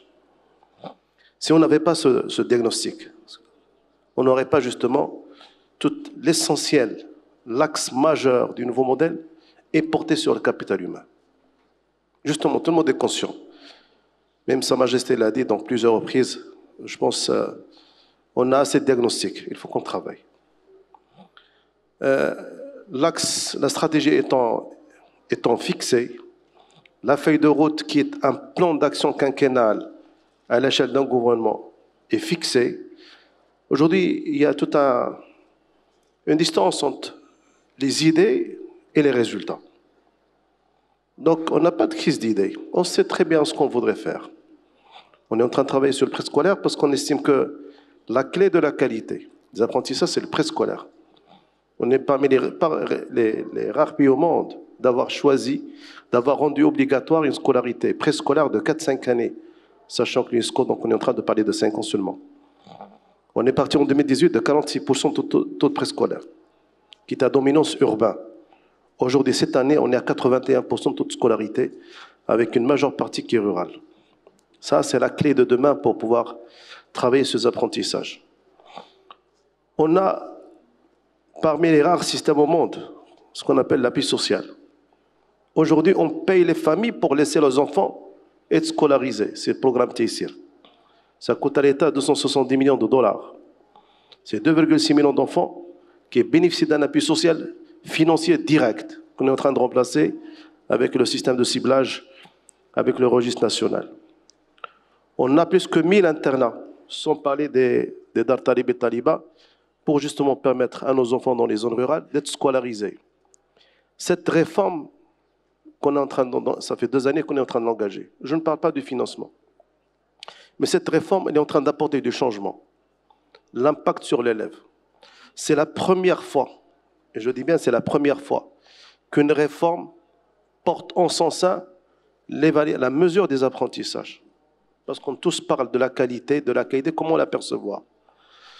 Aujourd'hui, le seul référentiel pour mesurer la qualité de nos enfants, un seul référentiel, c'est les évaluations internationales, Team, Sports et PISA, qui se font chaque 4 années, qui sont échantillonnés, parce que le Maroc n'a près que 3000 enfants sur 7,5 millions d'enfants. Et déjà, je trouve que c'est courageux de la part du Maroc de faire le choix de participer à ces évaluations. Justement, ils nous guident. Et c'est grâce à ces évaluations internationales qu'on a su qu'on avait réellement une crise d'apprentissage, parce que ce qu'on voit, nos lauréats, nos bacheliers qui s'inscrivent dans l'école polytechnique de Paris, les 40 sur les 60, c'est de la sélection et ça ne représente pas réellement le niveau de nos enfants. C'est grâce à ces évaluations internationales qu'on a fait le choix de la qualité. On y travaille, on a une feuille de route, on a un financement. L'État, il a mis tous les moyens. Et je rebondis par rapport à ce qu'a dit nos amis. Dans tout le monde, dans tous les pays, il y a on peut dire, pour résumer, la machine est en marche. Ce qui est sûr, il y a une volonté forte. Mais j'insisterai encore une fois, ce n'est pas l'affaire du ministère. On n'a pas un problème d'idée, on n'a pas un problème d'objectif. C'est une affaire de tous. Quand on va comprendre que pour changer les choses, c'est d'abord le ministère, c'est d'abord les secteurs, les accès, eau potable, électricité, route, c'est d'abord l'enseignant. Les enseignants, la crise des enseignants, on va la régler. Il ne faut pas croire que ce qu'on est en train d'apporter comme nouveau modèle, comme nouveau statut, viendra. On croit qu'un MNO, l'élément clé de cette réforme, celui qui va conduire la réforme dans les classes, qui va changer les choses, c'est l'enseignant. Et loin de là de croire qu'on est en train d'apporter quelque chose qui va nuire à l'enseignant. Qu'il y a un problème financier, parce que tout se mesure par l'argent. On a 300 000 enseignants. On touche 100 dirhams, c'est 3 milliards de dirhams en plus par année. C'est notre capacité à pouvoir accompagner justement ces demandes qui sont légitimes, que personne ne remet en cause. D'ailleurs, la réponse de M. le chef de gouvernement, de pouvoir constituer une équipe restreinte où il y a le ministre de l'Éducation qui est sectoriel, parce qu'il n'y a plus de questions sectorielles, mais il y a le ministre des Finances et le ministre de l'Emploi qui gèrent un peu donc le dialogue avec les syndicats. Ça va permettre de répondre aux revendications qui sortent du cadre de l'éducation. Et en premier, d'abord, c'est les salaires. Si donc, vous le permettez, légitime. ouais, Donc, pour qu'on ne soit pas trop long, s'il vous plaît. Un petit clin d'œil. Mais tout petit. L'Afrique est représentée à l'international. Aujourd'hui, 3 countries out of 10 in the high-level steering committee SDG4. 3 countries, Morocco, Sierra Leone, and Côte d'Ivoire. They are members of high-level steering committee SDG4 at the UNESCO. Donc on décide aujourd'hui, l'appel d'urgence à l'action qui a été émis au mois de septembre à New York en 2022. Le Maroc était rédacteur de cet appel d'urgence, de sa qualité de membre du comité directeur de haut niveau. Le Maroc, il avait mandat de représentation des pays arabes. Et le Sierra Leone et la Côte d'Ivoire, ils avaient mandat de représenter l'Afrique avec l'Union africaine. Notre voix aujourd'hui, elle est entendue, on est acteur, on est actif dans ce qui se draine, ce qui se dessine et ce qui se trace à l'international. Le dernier point, le Maroc, il a aujourd'hui une réforme crédible, jugée par les institutions internationales. Ça les intéresse ce qu'on est en train de faire au Maroc. La Banque mondiale, c'est la première fois dans l'histoire de la Banque mondiale qu'il finance notre secteur 750 millions de dollars, pas pour construire des écoles, mais pour financer le socle de la réforme, la formation des enseignants, le préscolaire et l'amélioration de la gouvernance au niveau du système éducatif. Je vais éteindre le micro. Merci beaucoup. Merci infiniment. Mais je tiens à ce que la réponse très complète. Mais ça démontre aussi, si vous me le permettez, monsieur. C'est un appel pour que tout le monde puisse participer, parce que ce n'est pas une affaire du ministère. C'est une affaire de tous, mais ça démontre une chose, c'est qu'on a tous envie, mais que c'est vrai qu'on est impatient et qu'on se dit que ça doit changer vite, mais tout ça demande, et vous avez donné tous les détails, voilà, que vous avez donné tous les détails, que tout ça devra prendre du temps. Ça y est, j'ai tout cassé. Zienne. Micro, voilà. J'avais juste derrière vous, mademoiselle, il y avait 2 mains qui étaient levées.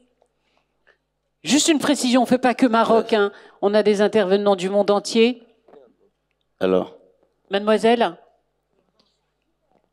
Alors. Bonjour à tous. Alors, je me présente d'abord, je m'appelle Ibtissam, je suis étudiante en 2e année licence en intelligence artificielle et business à Super H, School of Management and Artificial Intelligence. Et en fait, nous, en tant qu'étudiants d'intelligence artificielle, on porte double casquette. La casquette de producteur de l'intelligence artificielle et aussi également la casquette de consommateur.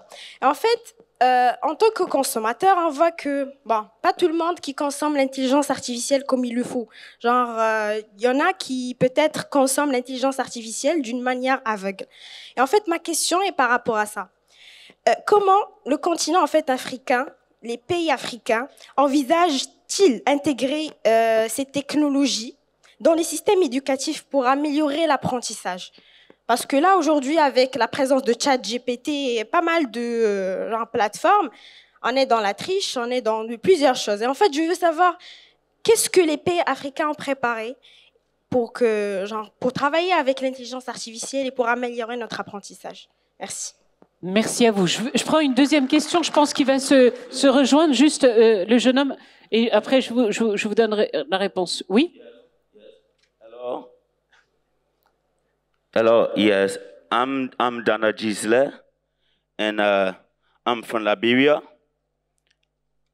A second-year student at the ISTIA doing information technology. Now, my concern has been drawn to the UN SDG Goal 4, which is quality education. You know, I would like to ask, is this SDG 4 mainly focused only in the Western, or is it also highly focused in Africa? I ask this question for a reason. Now, if it is focused in Africa, what percentage or to what extent does Africa stand to benefit?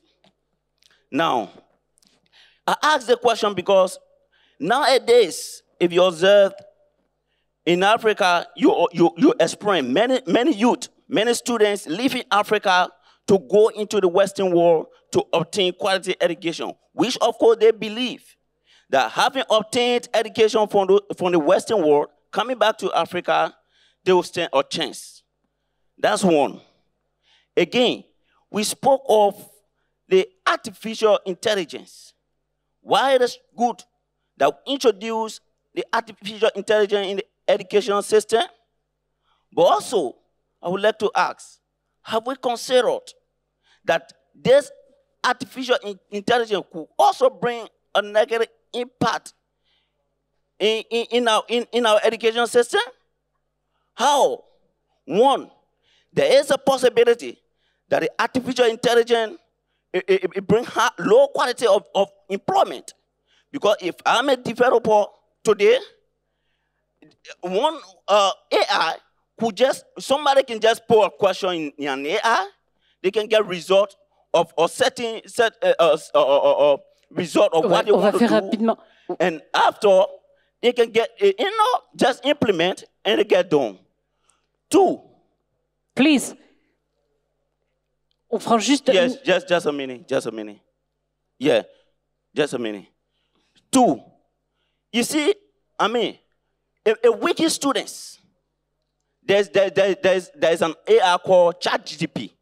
Today, if I want to read a paragraph, there is a possibility I just put an answer question, and ChatGPT will just bring all the information and bring all the answer. Don't you think this will weaken the educational sector as well? That's another thing. Lastly, how well is Africa putting attention to bringing equipments for students or that will benefit students? That is to say, learning is also seeing. We have different kinds of learners. We have auditory learners, we have visual learners, we have kinesthetic learners, right? What I've observed in most of the schools in Africa, would experience at times visual learners, no auditory learning in the class, we have kinesthetic learning. There's no visual learning in certain classes, no equipment. Learning is seen. If I want to become a biologist and I want to experience and test through a microscope, there are other institutions you can never see microscope. Mr. Merci beaucoup. Excusez-moi, qu'on puisse comprendre d'autres questions. Qui veut répondre? Alors, la question majeure, qu'elle soit là ou là, juste, et après, on prendra le relais. Qui veut répondre à cette préoccupation majeure? Vous vous y attendiez, bien évidemment. Nous avons des étudiants avec nous et c'est tant mieux. Il y a une urgence. Comment, et elle s'adresse là aux représentants du continent en particulier, qu'est-ce que nous avons préparé? Est-ce que nous sommes prêts? Aïd Moutaoukil disait tout à l'heure, il ne faudra laisser personne sur le bord de la route, mais est-ce qu'on est prêt? Parce que tous ces jeunes, une fois que l'on parle d'innovation, une fois qu'on parle d'intelligence artificielle, c'est bien, c'est tant mieux, mais est-ce que le continent européen est prêt? Vous voulez réagir, Mustapha? Oui, merci. I'll do it in English. But yes, you're right. I mean, in terms of access, probably 20% of the schools don't even have access to internet. So actually, how do you bridge that gap even to access some of the investment infrastructure, the challenges, partnerships actually with private companies is one of the way to actually provide this access. And on the point, just briefly on the point of producing consumer, and you mentioned the impact of AI, and now I'll come back on the point of Fadi here. You know, AI is built by humans, so we need to focus actually first on ethics, right? And that's why an important aspect of across that I heard around the different panelists here. Ethics is an important aspect, even how to you build that. And if you don't want to be colonized by this platform, therefore we need to create a lot more, and we need to be creating that, you know, with a holistic approach and with this ethics. And that's why part of our curriculum, and that we push into all these different government that we're talking to, is around integrating design thinking and ethics as early as possible in the process. Thank you. Monsieur Ravel, vous vouliez réagir aussi? Yeah, briefly, I think AI has got huge potential. And certainly it's relatively cheap to open doors educationally, but I think there's a real question around quality. That, you know, a lot of the applications that I have seen are not of a standard that we would expect within an educational environment. How we effectively regulate so that AI doesn't displace the analytical development, the research-based skills, the problem-solving, the creative thinking that young people and students need, I think is a big, big challenge. Merci. Alors, il y a une question qui est là, je vais dire à la jeune fille, le jeune homme qui est ici, et juste, levez-vous, voilà. Allez-y, monsieur. Allez-y. Pardon, madame, ça fait 10 minutes que je suis comme ça. Mais s'il vous plaît, je vous vois, ne vous inquiétez pas, je regarde toute la salle, mais je vous assure qu'il, depuis tout à l'heure, à partir du moment où on a fini, c'est pour ça qu'on passe de là et on revient ici, juste le jeune homme, et je vous redonne la parole. J'attends mon rôle, merci. Promis, allez-y. Merci pour la parole. Bonjour, je me présente, je suis Dieu Benituela, étudiante en 2e année de management à Super H. Ma question est celle-ci. Nous constatons tous qu'il y a une fracture entre le système d'enseignement privé et public. On constate que le système d'enseignement public est ouvert à ceux-là qui ont à peine de moyens pour se payer les frais, tandis que le système privé est quand même fermé. Ce qui fait en sorte que même la qualité d'enseignement au niveau public n'est plus comme avant. On remarque que la qualité d'enseignement au niveau privé est mieux qu'au système public. Alors j'aimerais savoir comment faire pour remédier à ça, comment faire pour remédier à cette cassure-là, parce que quand on parle d'éducation, on ne voit pas une partie de la jeunesse pour dire que c'est seulement ceux-là qui ont le moyen pour étudier, mais c'est toute la jeunesse. Alors, j'aimerais savoir comment vous comptez faire pour remédier au fait à cette cassure-là et tout, pour faire en sorte que ces deux systèmes soient de partenaires dans l'acte éducatif et non de concurrents, si je peux le dire comme ça. On y revient dans un instant. Jeune homme, allez-y. Bonjour tout le monde. Au nom de l'École marocaine des sciences d'ingénieurs, nous aimerions vous dire qu'on a l'honneur d'assister aujourd'hui à cette conférence avec des invités de qualité et de marque. Et j'aimerais bien poser une question au nom de mes collègues et moi à son Excellence Madame la Ministre de l'Éducation du Gabon. Tout d'abord, on vous remercie d'avoir insisté sur le point de donner de la confiance à la jeunesse et de les soutenir. Mais la question reste, comment peut-on investir et pousser l'échange entre ces pays africains pour pouvoir cartonner à plusieurs domaines, surtout en s'appuyant sur ce que vous avez dit, c'est qu'on a beaucoup de la matière première de qualité et c'est ce qui choque en vrai. Merci. Merci à vous de votre question et elle est importante. Jeune homme, alors, si vous pouvez faire des questions courtes, comme ça on aura le temps de répondre à tout le monde. D'accord. Allez-y. Alors bonjour tout le monde. Je suis Mbongo Isaac, étudiant en management à Super H School. Alors, depuis hier, nos intervenants nous parlent de l'unité entre pays africains. Et aujourd'hui aussi, il y a eu des mots qui m'ont attiré, tels que le ministre Mohamed Ahmed a dit, il a parlé de privilégier les échanges entre pays. Notre directrice aussi a parlé d'investir sur la jeunesse. Et aussi ne laisser personne sur les bas-côtés. Ce sont des mots qui m'ont attiré. Alors, j'ai eu à composer ma question par rapport à ces mots et aussi par rapport à l'unité.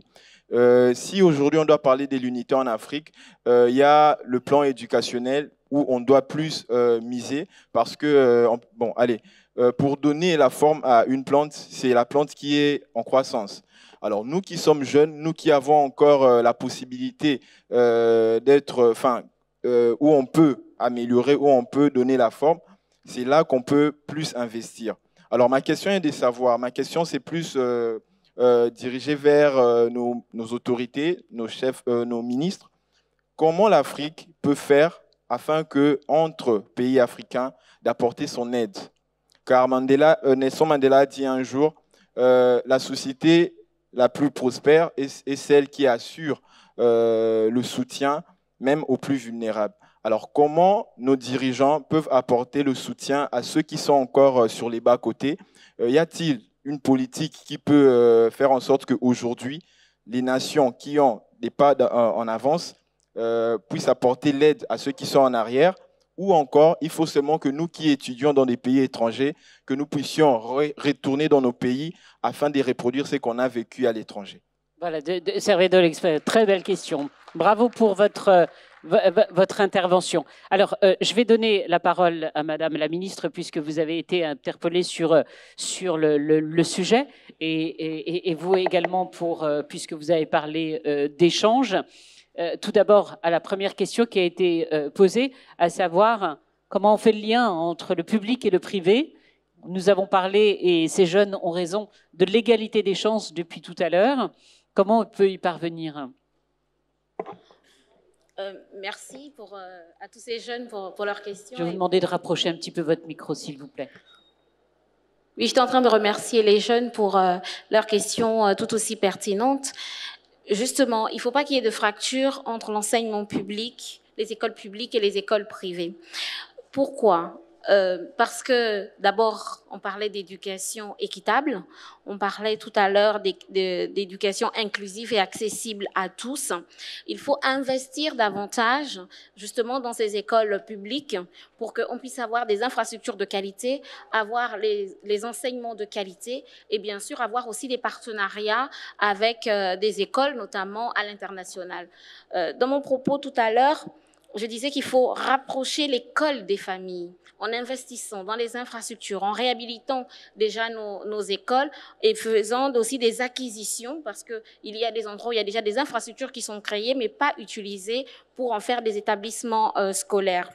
Mais il faut valoriser la fonction enseignante dont j'étais en train de parler. Il faut rendre ce métier très attractif pour que les meilleurs professeurs restent également dans les établissements publics, tout en allant enseigner dans les établissements privés. Il faut justement qu'il y ait également ces experts qui viennent du monde économique, qui viennent également partager leurs expériences et avoir de réels rôles modèles.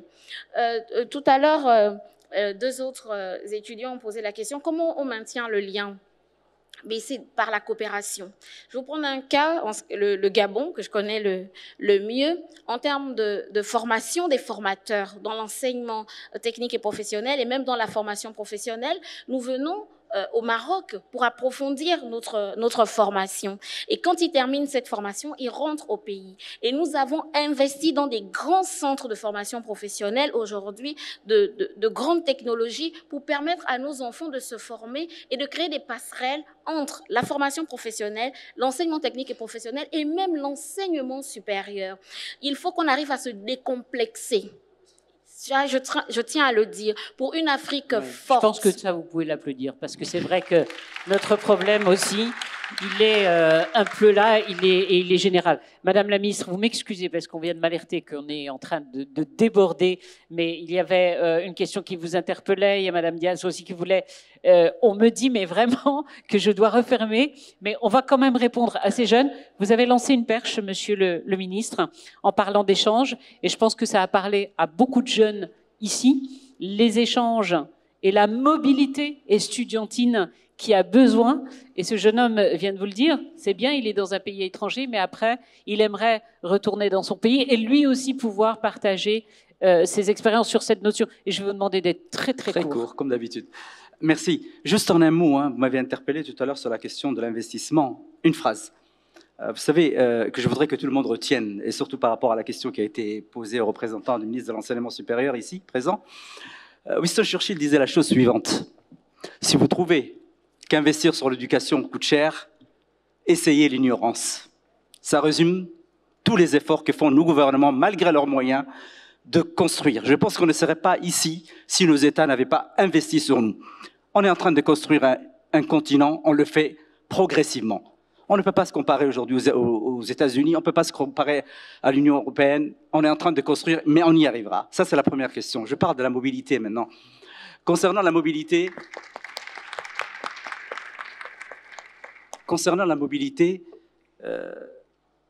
c'est très important. Pourquoi? D'abord, je pense qu'il nous faut un Erasmus africain. Je me bats avec l'UNESCO, avec tout le monde. Je pense qu'avec ce qu'on fait, les échanges en tout cas entre étudiants, et le fait que vous soyez déjà au Maroc, je pense que c'est une première étape. Vous êtes dans un pays où vous venez apprendre quelque chose et vous échangez.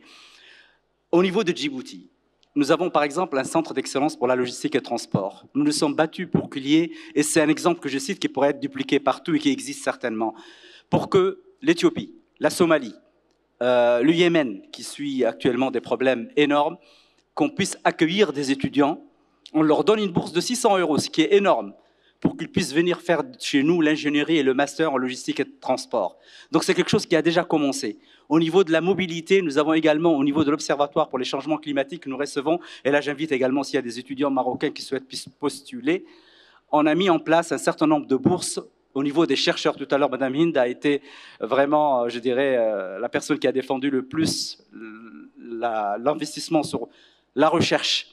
Donc, je pense qu'aujourd'hui, tous les éléments sont là pour qu'on encourage cet échange. Et tout à l'heure, j'ai discuté avec ma collègue. On va entamer également avec elle des échanges. Mais il faut rester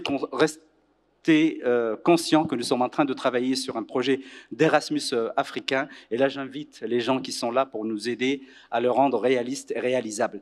Dernière phrase, et j'arrête ici, je parle de l'intelligence artificielle. On a parlé du rôle de l'Afrique. Vous savez, on dit que les États-Unis inventent. Les Chinois copient. Les Européens régulent. Nous voulons faire le 3, parce qu'on oublie toujours l'Afrique. Nous allons inventer, développer et réguler. Merci. Une phrase, je vous donne. Vous avez 20 secondes.